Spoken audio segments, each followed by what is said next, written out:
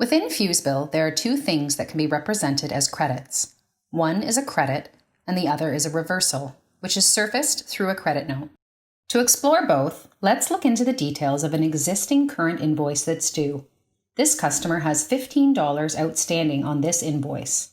If you have to make some sort of concession with this customer, you can either apply a credit or a reversal. A credit says, my company pays for some dollar amount for this customer. To apply a credit, select Add Credit. Add the amount you want to cover, in this case $15, which is the total invoice amount.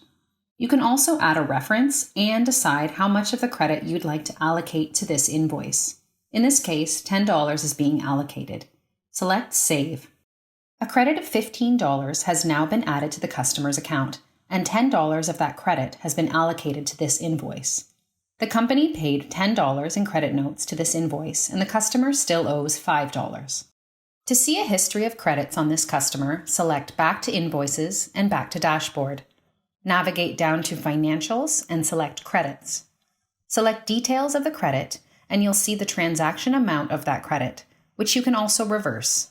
You'll also see the total invoice amount, the invoice amount due, and the credit allocation amount. To reverse the credit, select Reverse. Adjust the amount you'd like to reverse, leave a reference note, and select Save. You'll no longer have that credit on file, but you'll see that you had a debit to the customer's account of $15 to reverse the initial credit. Navigate back to Dashboard and to the current invoice, and you'll no longer see credit notes listed.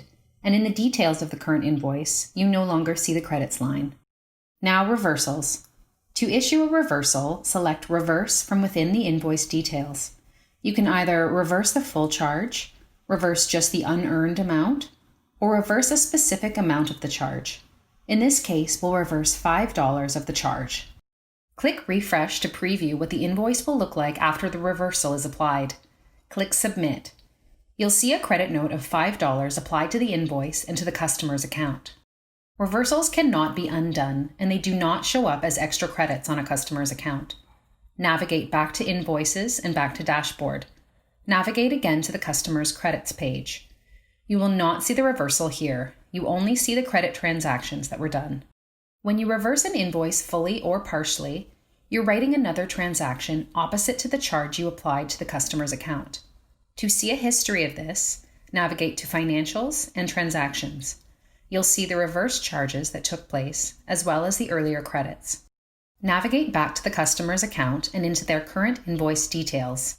If the customer still paid the full $15, the reversal would free up $5 and put that back on deposit for the customer. For example, here's an invoice the customer has paid in full.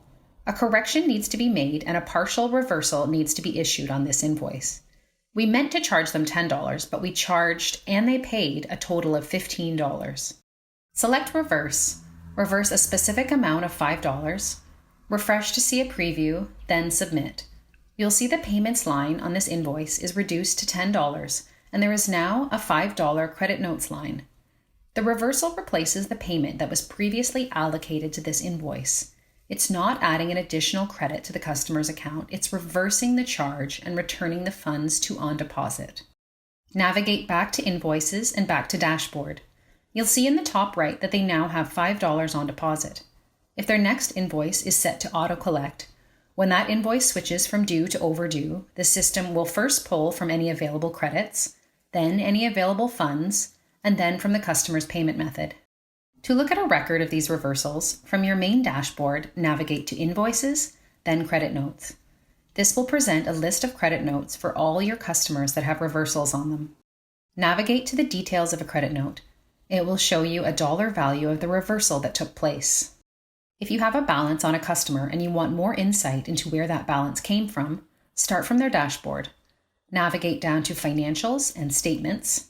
Generate a statement. Under Style, select By Transactions. Select a time frame that would include most of your transactions and generate a statement. This shows you a running total on the customer's account. We can see we charged the customer for a recurring service, there was a payment for the full amount, and then we issued a reversal.